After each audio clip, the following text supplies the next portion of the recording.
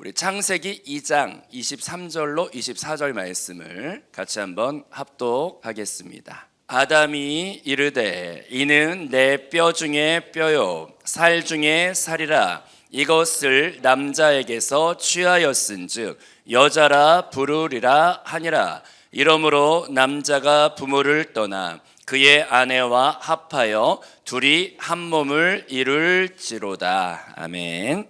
창세기 말씀이 참 놀랍습니다. 전체 성경 말씀의 목차이기도 하고 하나님이 이루어 가실 구원의 경륜에 대한 많은 예표들로 가득합니다. 그래서 이번 5일 동안 창세기 안에 있는 그 많은 예표들의 말씀을 우리가 살펴보고 있습니다. 오늘이 그 모든 말씀의 대미의 장식을 하는 가장 중요한 결론의 말씀이 됩니다. 이 말은 전체 성경 역사의 아름다운 결론이기도 한 것을 우리가 이해해야 할 줄로 믿습니다. 그래서 오늘 설교의 말씀 한번 따라서 고백해 봅니다. 한 몸을 이룰지로다. 아멘. 성경에서 가장 중요한 하나님의 목적이 있다면 우리를 너무 사랑하셔서 우리와 하나 되기 원하시는 줄로 믿습니다. 그래서 성경에서의 두 가지 방향이 있다면 사람과 하나님이 하나 되기를 너무 하나님이 원하시고요. 또한 구원받은 성도들끼리 그 지체들끼리 하나 되기를 원하십니다. 그래서 십자가의 방향이죠. 위와 아래가 완전히 하나 되기를 원하는 게 하나님의 꿈이고, 수평적으로 성도와 성도들끼리도 완전히 하나 되어서 이것을 합쳤을 때 한 몸이라고 표현하고 또 주의 아름다운 거처인 성전이라고 표현을 합니다. 그래서 이 역사를 하나님이 창세기부터 요한계시록까지 일관되게 펼쳐 가시는데, 이것을 우리가 한눈으로 볼 때 신학교에서도 그렇고 많은 성경 연구하시는 분들에 의하여 제가 새벽 예배 한 10명 정도 나왔을 때 한번 설명을 했는데 여기 못 들으신 분이 많기 때문에 한번 나누기를 원합니다. 이건 중요한 거니까 한번 따라해 보겠습니다. 교차 대꾸법. 우리나라나 서양 현대인들은 어떤 중요한 글을 효과적으로 전달할 때 기승전결 이런 구조를 따라 글을 보통 씁니다. 그런데 히브리 사람들은 너무 보화와 가도 같은 중요한 어떤 진리를 문장을 통해서 전달하려고 할 때 쓰는 방법이 바로 교차 대꾸법이에요. 그것이 적용된 걸 이제 좀 보면은 노아의 홍수 사건 같은 거를 우리가 예를 들었을 때 제일 처음 출발할 때 이제 노아와 그의 가족의 족보 같은 거를 A에 적는다면 B에서 방주를 만들라는 명령을 이제 B 정도에 적고, 그 다음에 이제 C 정도에 홍수의 시작과 물의 불어남 같은 거를 적는데, 그 다음에 제일 가운데 꼭지점 정도에는 그래서 하나님이 노아를 환란 가운데도 기억하시고 보호하신다라고 하는 이제 어떤 중요한 주제를 가운데 넣고, 빠져나올 때는 그 위에 있는 C의 C 다시로 C에는 뭐라고 되어 있습니까? 홍수의 시작 과 물의 불어남인데 이제 C 다시로서 그거의 데칼코마니처럼 홍수의 물이 줄어들므로 이렇게 역으로 빠져나오고, 그다음 B에서는 그 위에 B가 방주를 만들라는 명령이니까 이제 방주에서 나오라는 명령을 B 다시에 적고, 그래서 맨 마지막은 맨 처음에 주제로 돌아가서 노아의 족보로 이렇게 됐는데, 맨 마지막 빠져나올 때는 노아의 아들들의 족보로 해서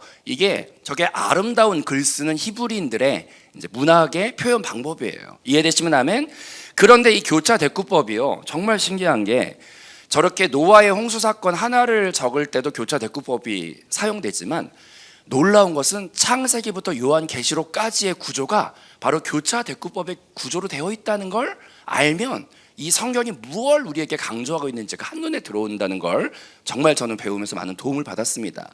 이걸 바로 보여드리면 성경 전체도 교차 대꾸법으로 되어 있어요. 창세기에 주로 등장하는 처음에 창조되었던 아름다운 동산을 뭐라고 하죠? 에덴, 그렇죠? 에덴 동산이 하나님과 하나 되고 또 아담과 하와가 하나 되는 죄를 범하기 전에 아름다웠던 것이 에덴 동산이에요. 근데 그 에덴 동산의 아름다운 연합이 죄를 범하면서 깨졌기 때문에 그 연합의 방법을 사람은 회복할 길이 없어. 하나님이 다시 하나님과 하나 되고 우리 모두 화합할 수 있도록 만들어주시고 알려주신 것이, 따라합시다, 성막으로 이제 전개가 되는데, 성막은 이제 텐트 같은 거잖아요. 그래서 그게 좀 발전된 게 솔로몬의 왕 같은 성전, 그것이 이제 발전을 하죠, C로. 그 다음에 그 모든 것의 성경의 가운데에는, 따라합시다, 예수 그리스도. 그래서 성경을 한 절로 요약하자면 요한복음 3장 16절, 그것이 정 가운데 다이아몬드처럼 가운데 있는 것입니다. 그 다음에 빠져나올 때는 저 위쪽에는 눈에 보이는 물질적인 성전이죠.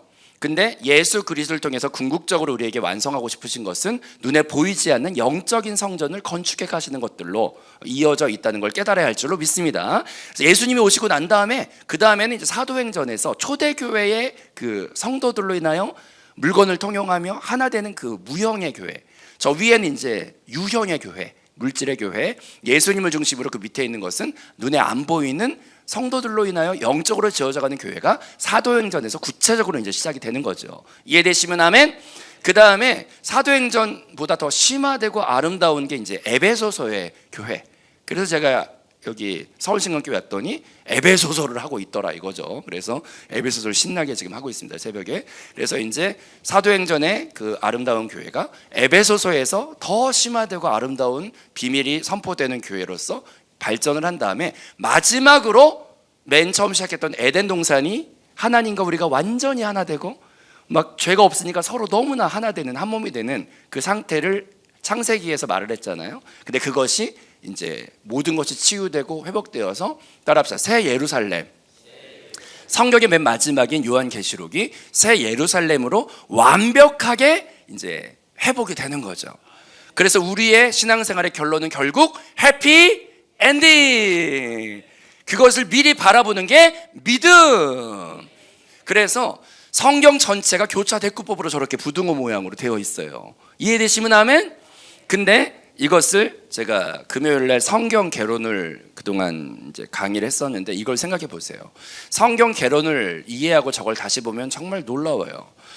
성경을 66권을 기록한 사람의 저자는 몇 명입니까? 40여 명. 그리고 전체 창세기부터 요한계시록까지 적혀진 기록 연대는 1600여 년이 걸렸습니다. 그리고 그 성경의 저자들이 살았던 나라들은 세 개의 대륙, 아시아, 아프리카, 유럽, 그렇게 떨어져 있었기 때문에 창세기를 적었던 모세와 요한계시록을 적은 세례 요한이 서로 만나서 우리 이번에 이 한 주제를 가지고 성경을 적자라고 만날 수도 없고 타임머신 타고 갈 수도 없고 뭐 서로 페이스북이나 카톡이나 메일이 없었기 때문에 서로 한 가지 주제로 통일되게 쓰자고 저 40여 명이 서로 글 저작 회의를 할 수 있습니까? 없습니까?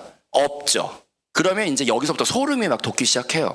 성경은 사람이 적을 수가 없는 책이에요. 어떻게 이렇게 한 주제로 이렇게 교차 대꾸법 같이 이렇게 전체 기획이 돼가지고 이렇게 적힐 수가 있습니까? 그것은 성경에 해답이 나와 있어요. 성경은 사람이 적은 책이 아니고, 따라해봅니다, 하나님의 감동하심이 모세 시대 때도 역사하시고 다윗의 시대, 뭐 이사야의 시대, 마테마가 누가 요한의 시대, 막 이렇게 다 개별적으로 성령이 역사하셔서 같은 감동을 주시니까 듣고 감동된 걸 적어서 나중에 모았더니 이게 하나를 말하잖아요. 이해되시면 아멘? 그래서 성령님은 어느 시대에나 역사하시는 거예요. 이해되시면 아멘?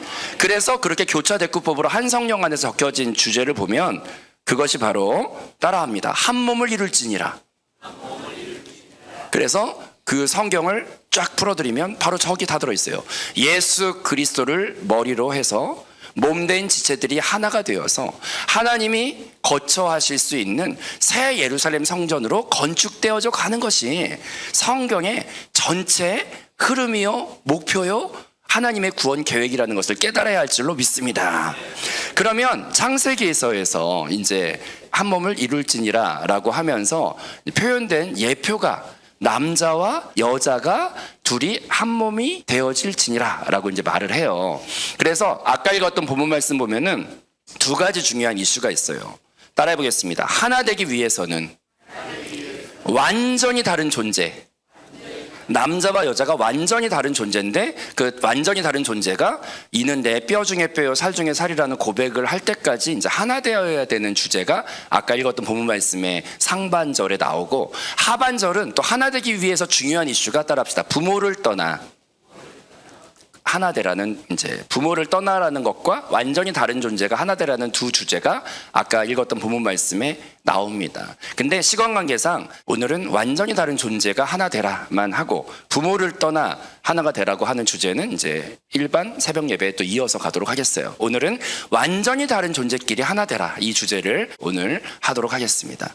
그래서 창세기는 다 많은 예표로 되어 있는데 남자와 여자가 한 몸 되듯이 너희들도 하나 되라 이거예요. 그러면 남자와 여자를 여기서 조금 한번 이해할 필요가 있습니다. 남자는 제가 이제 전번에 한번 주일 설교 때 신나고 재밌게 남자는 힘, 여자는 관계. 그래서 그 설교를 끝냈더니 그날따라 이제 우리가 악기 날르는데 남자 집사님들이 남자는 힘, 남자는 힘. 그리고 이제 열심히 의자를 날라가지고 막 이렇게 막 번쩍번쩍 들어가지고 막 이렇게 열심히 날렸습니다. 수고한 우리 집사님께 박수 한번 쳐주세요. 아, 할렐루야. 그래서 음향이 아름답게 바뀌었다. 근데 남자는 힘, 여자는 관계. 이것도 전혀 다른 포인트지만 오늘 좀 나눠드릴 것은 저게 또 중요합니다. 남자는 동굴, 여자는 우물. 이게 뭡니까? 이게 뭐냐면은 남자분들은 스트레스가 높아지잖아요. 그러면 말수가 줄어들고 얼굴이 굳어들면서 동굴 모드로 잠수를 타러 들어갑니다. 여자들이 그걸 이해를 못해요. 남자들은 뭐가 아주 과도한 문제가 있을 때 이거를 해결하기 전까지는 말하고 싶지 않아요. 그래서 남자들이 얼굴이 심각해지면서 갑자기 얼로 잠적을 하거나 문을 닫고 안 나오거나 그러면 여자들은 미칩니다. 언제 나올 거야? 나 외롭게 만들지 말란 말이야. 근데 남자를 괴롭게 하지 마세요. 남자들이 동굴 모드로 잠수 탈 때는 따라합시다. 놔둬라. 놔둬야 돼. 남자분들은 그럴 때 달려들면 죽고 싶어요. 남자가 오죽이 스트레스가 많으면 동굴 모드로 들어가겠어요. 근데 이게 왜 그러냐? 여자하고 남자가 완전 달라서 그래. 여자는 남자들도 이걸 배워야 돼요. 여자는 따라합시다. 우물. 우물은 뭐냐면 남자는 스트레스가 많으면은 입이 딱 닫혀지면서 잠수 모드로 들어가거든요. 동굴에 들어가 버려요. 근데 여자들은 스트레스가 많으면 따라합시다. 우물처럼 말을 막 퍼내야 돼. 완전 둘이 달라. 여자들은 스트레스가 많으면은 그러면 이제 지지배야 나와. 그래가지고 이제 빵 쪼가리 먹으면서 서로 이제 얘기를 해야 되는 거야. 그래가지고 아우 내가 못 살겠다. 너도 못 살겠니? 우리 둘이 못 살겠구나. 아유 그래 우리 힘내자. 이걸 하면서 이제 빵을 먹으면서 씹으면서 또 빵도 씹고 남편도 씹고 뭐 직장 상사도 씹고 막 스트레스가 쌓이면은 여자들은 말을 막 하면서 우물이 어떤 특징이 있냐면 길러낼수록 맑아진다. 그래서 여자분들은 말을 많이 털수록 생각이 맑아지고 정리가 되는데 여자들은 그렇다는 거죠. 근데 남자들은 정리가 안 되면 말하기가 싫어요. 그래서 따라합시다. 둘이 안 맞아도 너무 안 맞네. 여러분 결혼 생활하다 그런 거 느껴본 적 있으세요? 지극히 정상이다. 그리고 또 한마디 모두 다 그렇게 살고 있다 이거죠. 그 다음에 또 남자는 어떤 특징이 있냐? 따라합시다. 고무줄. 남자는 고무줄 모드예요. 그래서 남자가 이렇게 막 사랑을 해요. 막 이렇게 사랑을 하는데 어느 날 갑자기 너무 사랑하다가 막 골프 치러 나가고 조기 축구 나가고 막 이렇게 나와 여자 입장에서 멀어지는 것 같은 제스처를 할 때가 있어. 그럴 때 여자들은 그 남자를 소유하고자 막 반대로 땡기지 막. 축구가 좋아, 내가 좋아. 오늘도 골프 치러 가? 막 이러면서 이제 여자들은 남자가 고무줄 운동한다는 걸 이해를 못하고 자기 기준으로서 막 땡겨. 그러다 고무줄 끊어져요. 그럴 때는 따라합시다. 보내줘라. 여보. 고무줄은 이렇게 쭉 풀어줘야 돼. 한번 이렇게. 그러면은 남자들이 어떠냐?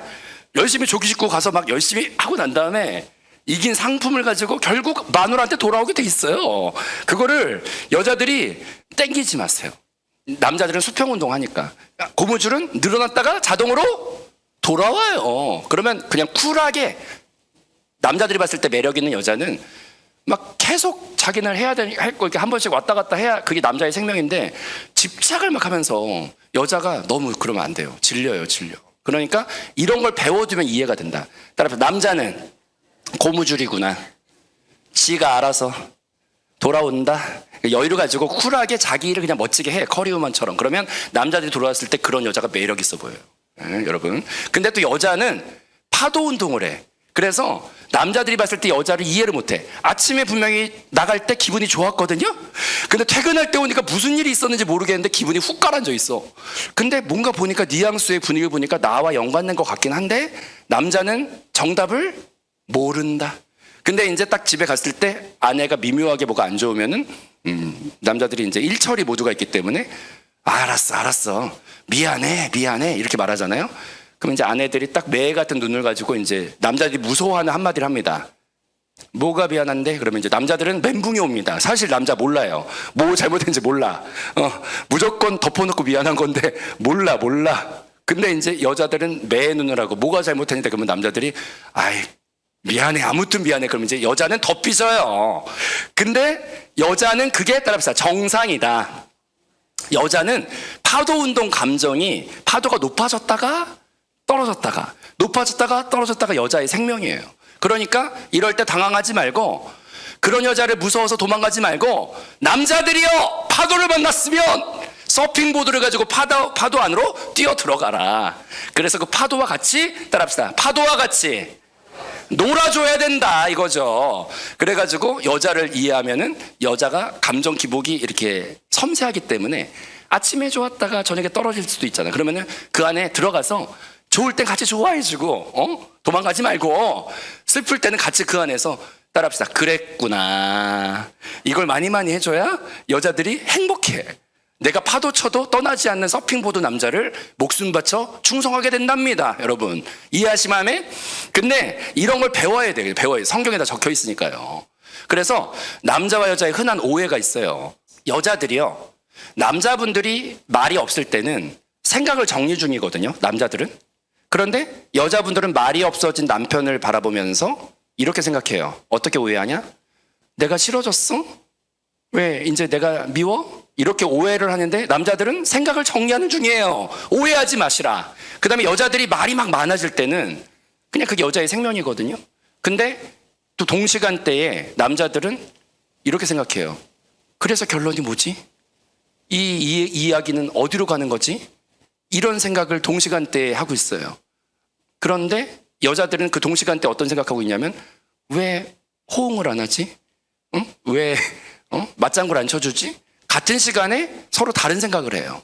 그래서 결론은 따라합시다. 둘이 안 맞아도 조금 안 맞아요? 너무 안 맞아요? 너무 안 맞아요. 근데 그것은 우리 가정만 그런 게 아니고 하나님이 그렇게 지었다 이거죠. 여러분 따라합시다. 그래서 그랬구나. 놈들 다 그렇게 살고 있구나. 이거를 이제 알고 가시면 되게 도움이 되고. 그래서 서로 안 맞을 때는 어떤 게 우리에게 필요하냐. 자, 한 번 더 읽어보겠습니다. 아담이 이르되 이는 내 뼈 중에 뼈요 살 중에 살이라. 저 말이 뭔지 아세요? 이거 되게 중요하니까 저거 한 가지만 가지고도 1시간 설교를 할 수 있는데 뭐냐면 내 관점에서 그를 이해하려고 하면은 죽었다 깨어나도 그 사람 틀린 사람이에요. 여자의 중심성을 가지고 남자를 보면은 저런 남자가 무심하고 공감도 못한 남자 없어요. 근데 이게 눈이 발을 평가할 때 이런 기준을 가지고 평가하니까 눈 입장에서 발은 틀린 사람이야. 근데 이것은 잘못된 거야. 따라합시다. 지체의 입장에서 바라보지 말고 머리의 입장에서 바라보라. 저기서 아담이 내 뼈 중에 뼈요 살 중에 살이라는 말은요 남자 입장에서 한 말이 아니고 머리 입장에서 내 시야와 관점이 변환이 일어날 때 할 수 있는 말이라는 걸 발견하시길 바랍니다. 지체가 눈의 입장에서 발을 보면 냄새나고 거칠고 무례해서 저런 사람 상종하기가 싫어요. 눈 같은 사람은 섬세하거든요. 그것이 자기 기준을 붙잡을 때는 틀린 사람이야. 서로 다른 게 틀린 게 아니에요. 나의 도와줄 반대쪽 날개예요. 그 사람이. 이해되시면 아멘? 따라합시다. 내 기준을 버리라.